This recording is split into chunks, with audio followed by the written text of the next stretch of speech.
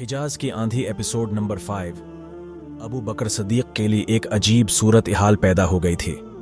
وہ اپنا فیصلہ ٹھونس بھی سکتی تھی، لیکن ان کی نظر اس وقت پر تھی جس کا آغاز ان کی وفات کے بعد ہونا تھا۔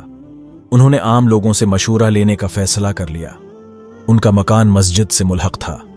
اتنی نقاہت کے باوجود بالا خانے پر گئی جس کی ایک کھڑکی مسجد کی طرف کھلتی تھی۔ مسجد میں نماز ظہر کی نماز کے بعد موجود رہی۔ انہیں بتا دیا گیا تھا کہ خلیفہ ان سے کچھ بات کرنا چاہتے ہیں۔ نماز کے بعد ابو بکر صدیق کھڑکی کے سامنے آئے۔ لوگوں نے اوپر دیکھا۔ کیا تم اس شخص کو پسند کرو گے جس کو میں جانشین مقرر کروں گا؟ ابو بکر صدیق نے پوچھا۔ ہم وہ پسند کریں گی جو آپ کریں گی۔ نمازیوں میں سے کئی ایک کی آوازیں سنائی دیں۔ خدا کی قسم، ابو بکر صدیق نے کہا، میں نے بہت ہی غور و فکر کے بعد یہ فیصلہ کیا ہے کہ میرے بعد خلافت کی ذمہ داری عمر بن خطاب سنبھالے گا۔ میں نے یہ عظیم منصب اپنے کسی قریبی رشتہ دار کو نہیں دیا۔ میں جو کہہ رہا ہوں وہ غور سے سنو اور اس فیصلے کو قبول کرو کہ میرا جانشین عمر بن خطاب ہوگا۔ تقریباً تمام آدمیوں کی آواز سنائی دی۔ ہم نے خلیفہ رسول کا کہنا سن لیا اور مان لیا ہے۔ ابو بکر صدیق کی بوڑھی آنکھوں میں آنسو آ گئی۔ انہوں نے دونوں ہاتھ آسمان کی طرف اٹھائے۔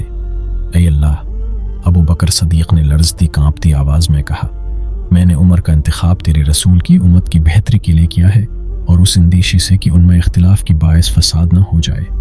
میں نے تیری ذات پر اعتماد کرتے ہوئے فیصلہ کیا ہے، اور اے اللہ، دلوں کا حال تو ہی بہتر جانتا ہے۔ میں نے ایک طاقتور شخص کو جانشین مقرر کیا ہے، اور جو سخت مزاج اس لیے ہے کہ وہ صداقت پسند اور راست رو ہے اور مسلمانوں کی راست روی کا خواہش مند ہے۔ مورخ لکھتے ہیں کہ ابو بکر صدیق کے یہ دعا سن کر مسجد میں جو لوگ دل میں اختلاف لیے چپ بیٹھی تھی وہ بھی پکار اٹھی کہ ہمیں عمر فاروق کی خلافت قبول ہے۔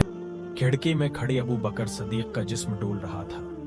انہیں سہارا دے کر نیچے لے گئی۔ ان میں تو اب بولنے کی بھی سکت نہیں رہی تھی، لیکن بستر پر جاتے ہی انہوں نے کہا کہ عمر کو بلاؤ۔ عمر آ گئی۔ عمر، ابو بکر نے کہا، کیا تم نے میری وصیت سن لی ہے؟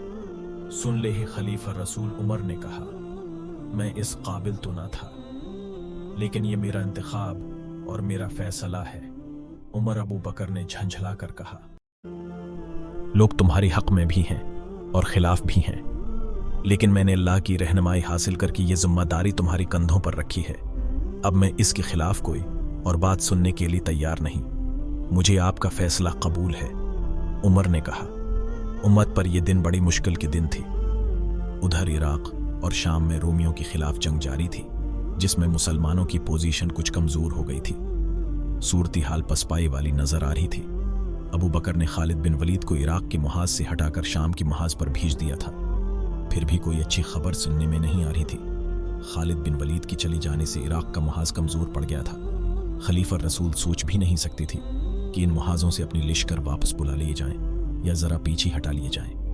عمر ابو بکر نے کہا، لگتا ہے جیسے میں آج ہی دنیا سے رخصت ہو جاؤں گا۔ میں جو کہتا ہوں اسی غور سے سنو اور میرے بعد اس پر عمل کرنا۔ اگر میں آج ہی مر جاؤں تو غروب آفتاب سے پہلی مسنا بن حارثہ کو کچھ لشکر دے کر عراق اور شام کے محاذ پر بھجوا دینا، اور اگر رات ہو جائے تو صبح پہلا کام یہی کرنا کہ مسنا کو روانہ کر دینا، اور اگر شام کے محاذ پر خالد کو فتح حاصل ہو جائے تو اسی واپس عراق کے محاذ پر بھیج دینا۔ ابو بکر نے عمر کو اور بھی بہت سے ہدایات دیں جو عمر خاموشی سے سنتی رہی۔ عمر کی ذہن پر دراصل بوجھ یہ تھا کہ خلافت کی ذمہ داری بہت بڑی ذمہ داری تھی، اور انہوں نے خود کبھی بھی اس کی خواہش نہیں کی تھی۔ اسی شام خلیفہ اول ابو بکر صدیق رحلت فرما گئی۔ رات کی تاریکی گہری ہو چکی تھی جب میت کو آخری غسل دیا گیا۔ جس تختی پر رسول اللہ کا جسدی مبارک مسجد نبوی میں لے جایا گیا تھا، اسی تختی پر ابو بکر کی میت مسجد نبوی میں لے جائی گئی اور انہیں رسول اکرم کے پہلو میں دفن کیا گیا۔ Subscribe now and press the bell icon. Never miss an update.